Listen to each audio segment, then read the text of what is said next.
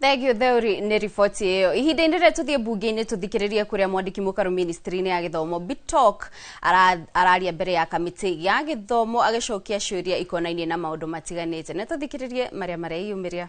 The date for the retreat. So the issues that have come up are: one, agenda.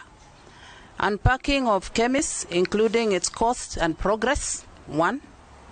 Two, placement of learners to grade 10 and policy aspect around it. And of course the data from the sub-counties. And then the third one is the issues of capitation, including what goes to sagas, and a breakdown of how the capitation to school is allocated. Amount, we want to see the amount and figures as appropriated. And this should include issues of levies. We should know what about uniform, what are the guidelines, what about lunch, what do you give to JSS? Because also around that JSS there were contradicting information. Examination, that is NEC, on the examination of administration, we want to know the costs and the related general management issues that we raised. The cheating, all those things that the alleged cheating and all that. The fifth one, infrastructure distribution policy. And finally, finally what I have, unless I've missed out on something, actual pending bills for the department, since what you presented here is not correct. So those are the issues, and in case I missed out, maybe members can add something. On the feeding program.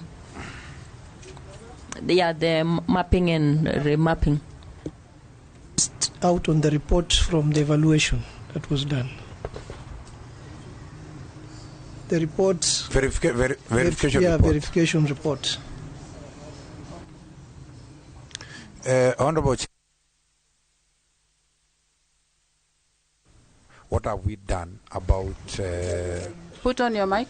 We already have unverified learners. As you are aware, Honorable Chair, during our sitting last year, when we are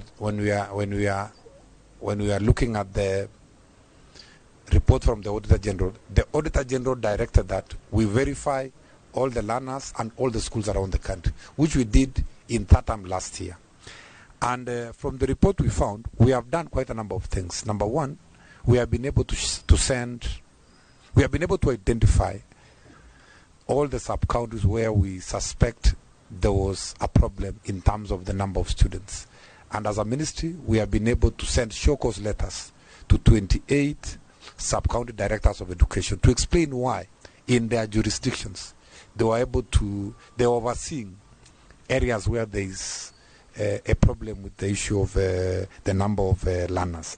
The minister has sent a letter to Teacher Service Commission asking TSC to be able to take action against 20 heads of institutions who are suspected to have inflated the number of learners in their schools. So there's a lot we are doing. We have also sent our report to the DCI to do further investigation so that they can be able to establish really who is culpable.